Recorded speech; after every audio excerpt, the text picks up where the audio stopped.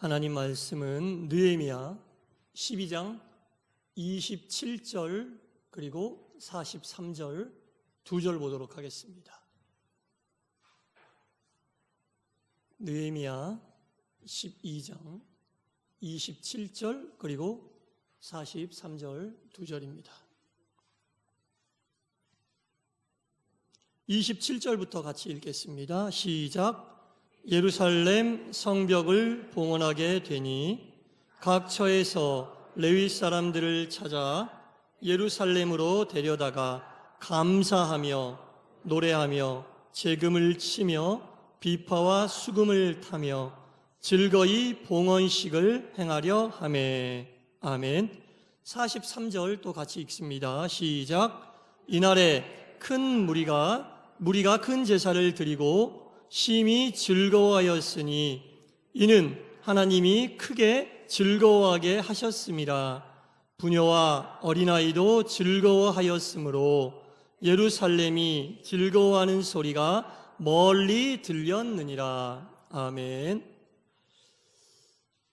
감사절 예배에 참여한 여러분 모두에게 주님의 크신 은혜와 사랑과 은총이 가득하시기를 축원합니다.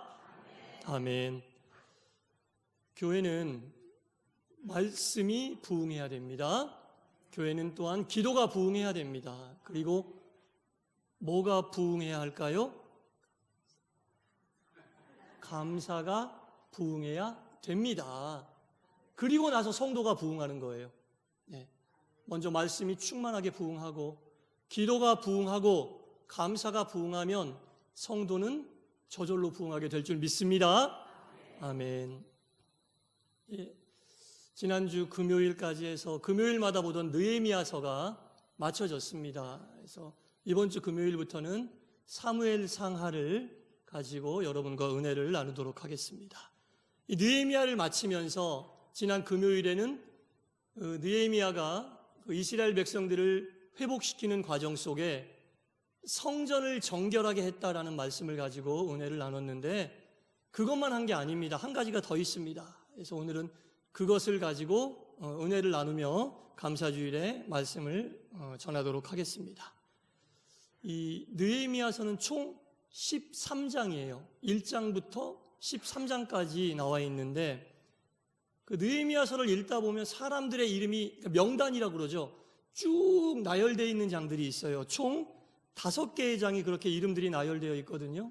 먼저 3장에는 성전 재건 공사를 했던 사람들, 느헤미야가 와서 무너졌던 예루살렘의 성벽을 재건한 그 일에 동참했던 사람들의 이름이 쭉 나와 있고요.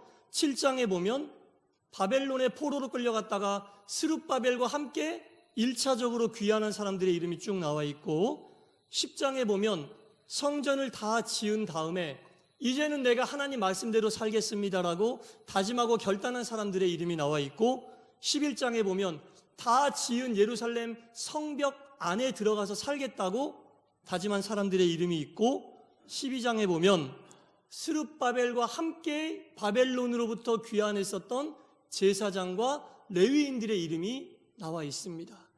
총 13장밖에 안 되는 길지 않은 분량 속에 5장이나 되는 그 분량을 사람들의 이름을 쓰는 것으로 할애하고 있어요. 이름이 쓰여져 있다는 건 뭡니까? 하나님이 그 이름을 기억하겠다는 뜻이에요. 그들이 무너져 폐허가 되고 140년 동안이나 회복되지 못했던 예루살렘의 성벽을 쌓는 일과 무너졌던 신앙과 믿음을 회복하는 일에 적극적으로 동참한 그 사실을 하나님은 이름을 낱낱이 쓰면서 내가 절대로 너희의 이름을 잃어버리지 않겠다. 이 하나님의 마음이 표현되어 있는 거예요. 여러분, 하나님은 아무리 작은 것이라도 하나님을 위하여 헌신하고 충성한 이름은 절대로 잊지 않으십니다. 다 기억하고 계십니다. 사람은 잃어버립니다. 그러나 하나님은 절대로 잊지 않으십니다. 아무리 작은 헌신, 아무리 작은 충성, 아무리 미약해 보이는 드림이라 할지라도 하나님은 절대로 잊지 않으십니다. 사람에게는 잊혀질지언정 하나님에게는 잊혀지지 않는 이름을 가지시기를 축원합니다. 하나님은 잊지 않으세요, 여러분. 느헤미야는 우여곡절을 통해 페르시아에서 예루살렘으로 와서 140년 동안이나 아무도 쌓지 못했던 그 무너진 예루살렘의 성벽을 52일 만에 완성했습니다. 성벽이 완성된 이후에 그들은 누가 시키지도 않았는데 자발적으로 성벽 앞에 있는 수문 앞 광장에 모여 하나님의 말씀을 듣고 마음의 깨달음을 얻고 진실한 회개와 잃어버렸던 절기들을 회복하면서 영적으로 새로 태어났음을 아주 감격적으로 맞이하고 있는 장면이 느헤미야의 후반부에 나옵니다. 모든 사람들이 기뻐하고 모든 사람들이 하나님께 영광을 돌리는 이 모습을 보면 모든 게 다 이제 마무리가 되고 끝이 난 줄 알아요. 그러나 아직 한 가지가 더 남아 있습니다. 느헤미야는 이것이 끝이 아니라 한 가지 더 해야지 완전히 끝이 난다라고 생각하고 이스라엘 백성들에게 이야기를 하고 있습니다. 그것이 바로 오늘 본문에 나오는 일입니다. 27절 말씀을 제가 읽겠습니다. 예루살렘 성벽을 봉헌하되 27절 하반부에 즐거이 봉헌식을 행하려 하매 하나님께 성벽 재건의 봉헌의 예배를 드리고 있다는 거예요.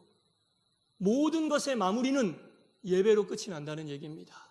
감사하며 이제까지 지금까지 무너졌던 성벽을 아무도 재건하지 못했는데 이제 52일 만에 성벽이 재건되고 무너졌던 신앙이 회복되고 패배의식에 사로잡혔던 이스라엘 선민 하나님의 백성으로서의 이 자긍심이 회복됨으로 끝나는 줄 알았는데 느헤미야는 그게 끝이 아니다. 그 마음을 모아 이렇게 인도하시고 베풀어 주신 은혜에 감사하는 마음으로 하나님께 봉헌의 예배를 드려야만 모든 것이 은혜롭게 끝이 난다라고 이야기하면서 예루살렘 성벽 앞에 모여 즐거이 봉헌식을 행하고 있는 이 모습이야말로 모든 것이 예배를 통해 마무리되고 은혜롭게 끝이 나고 있는 모습을 볼 수 있습니다.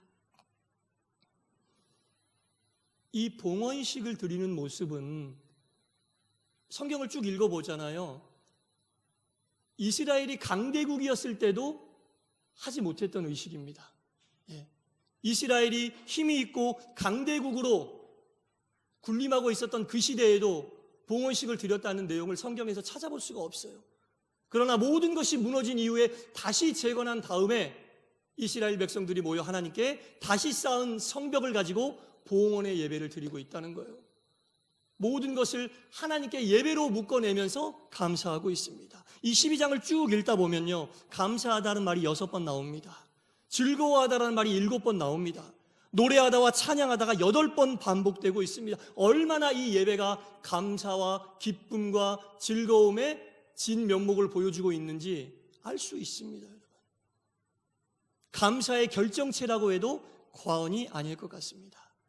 이렇게 감사의 예배를 드리자고 이야기한 다음에 느헤미야가 가장 먼저 한 일은 흩어져 있었던 레위인들을 불러 모으고 있습니다.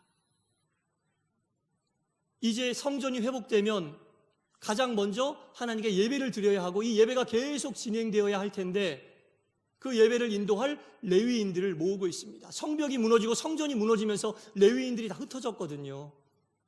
예배가 바로 세워질 수가 없었습니다. 느헤미야는 예배로 끝이 나지만 이 예배는 끝이 아니라 시작의 예배임을 또 한번 강조하고 있습니다. 흩어졌던 레위인들을 부르고 제사장들을 부르는데 너무나 신기하게도 너무나 짧은 시간 안에 흩어졌던 레위인들과 예배를 집례할 제사장들이 순식간에 모이는 거예요.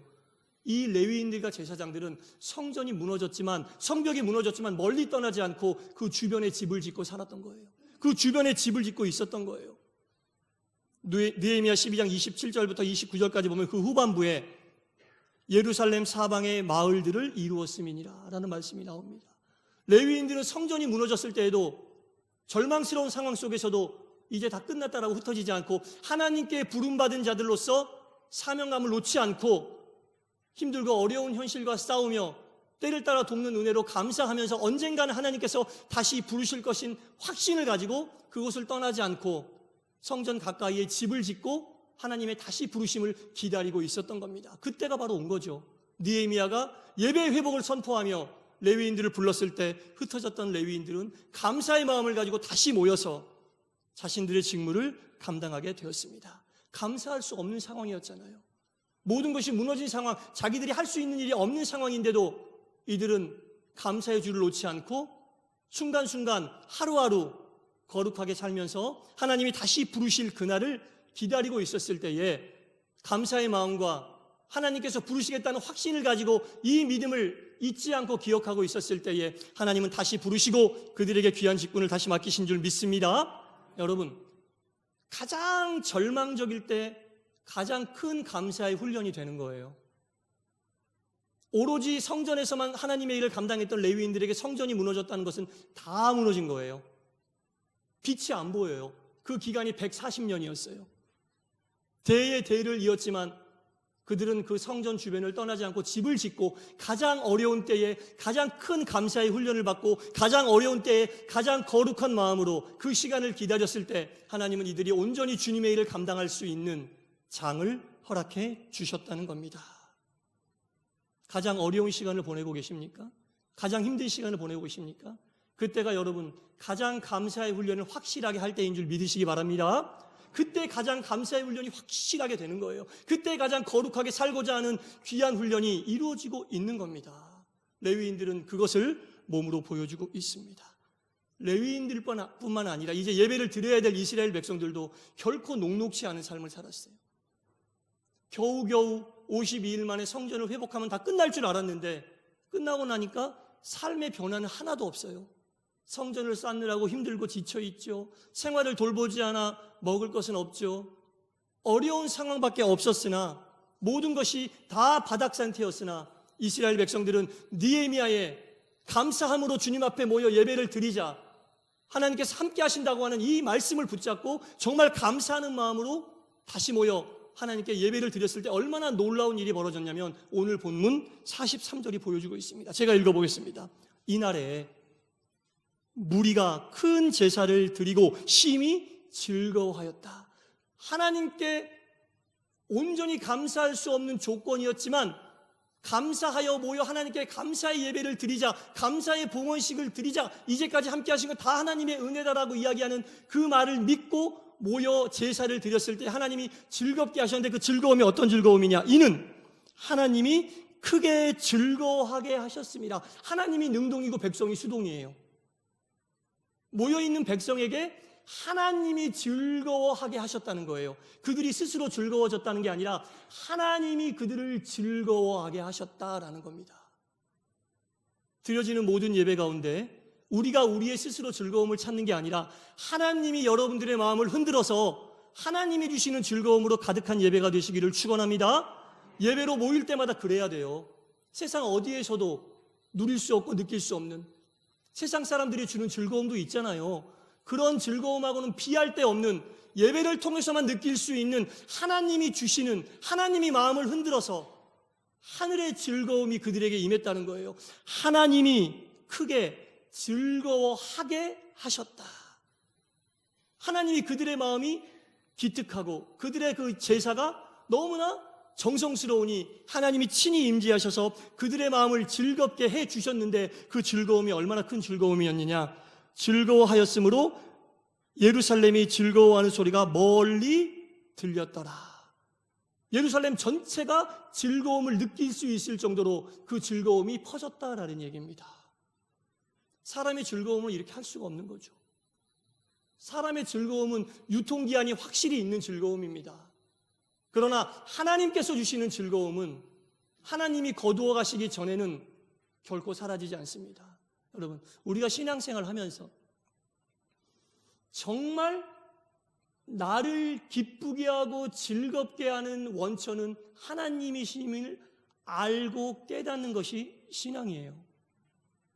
하나님 믿으면서 세상의 즐거움으로 즐거움 얻게 하여 주시옵소서. 그래도 하나님이 역사하실 수 있지만 그것보다 더 근본적이고 더 확실한 즐거움은 하나님께서 내 마음을 즐겁게 해 주십시오. 하나님이 아니고서는 느낄 수 없는 기쁨이 나에게 임하게 하여 주십시오. 이게 신령한 거 아니에요? 이게 진짜 은혜로운 거 아니에요? 사람을 통해 즐거움을 역사하는 것도 좋지만 하나님이 아니면 주실 수 없는 그 즐거움으로 내가 즐거움을 느낄 수 있게 해달라고, 나를 정말 웃게 하고 나를 정말 즐겁게 하고 나에게 주는 참된 기쁨의 주체는 하나님이시다라는 것을 발견하는 것이 성도가 누릴 수 있는 가장 큰 기쁨인데, 그것을 발견하면 진짜 감사가 나와요. 그러지 않겠어요? 주셔서 드리는 감사 말고 내 기쁨과 즐거움의 원천이 하나님임을 깨달으면 저절로 감사가 나와요. 그러지 않겠어요, 여러분? 그런 감사의 삶이 여러분들의 삶이 되시기를 축원합니다. 그래야 우리가 하나님께 뭐든 드릴 수 있어요. 감사함으로. 그래야 진짜 드림이 되는 거예요. 예.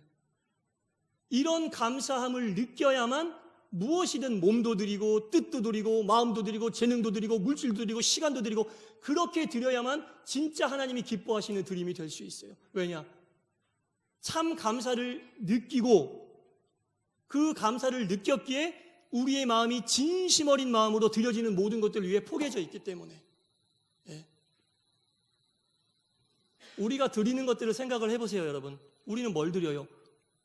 우리가 가지고 있는 것들 드리잖아요. 근데요, 하나님은 우리에게 주시는 게 뭐예요? 하늘의 것을 주십니다. 하나님은 우리에게 신령한 것을 주십니다. 근데 우리가 하나님께 드리는 것은 아무리 좋은 것을 드려도 세상의 것이에요. 우리가 어떻게 하늘의 것을 드려요? 우리가 하나님께 감사함을 느껴서 가지고 있는 것 중에 제일 좋은 걸 드려도 그건 다 세상의 거예요. 다이아몬드도 세상의 것이고 금도 세상의 것이고 물질도 세상의 것이고 다 세상의 것이에요. 하늘의 것을 받고 하늘의 것과는 비할 수도 없는 하찮은 세상의 것을 드려도 하나님은 그걸 기쁘게 받으세요. 그러니까 우리가 뭘 드려도 하나님께 생생될 수 있어요? 없는 거죠. 뭘 드려도 하나님께서 주신 하늘의 것 신령한 것에 비하면 아무것도 아니잖아요. 그럼에도 불구하고 그것을 기쁘게 받아주신다는 것은 그 속에 우리의 마음이 포개져 있기 때문에 마음을 받으시는 거죠. 뭘 드려도 우리가 하나님 앞에 뭘 드렸다고 내세울 수가 없는 거예요. 하나님께 받은 건 하늘의 것이니까, 신령한 것이니까.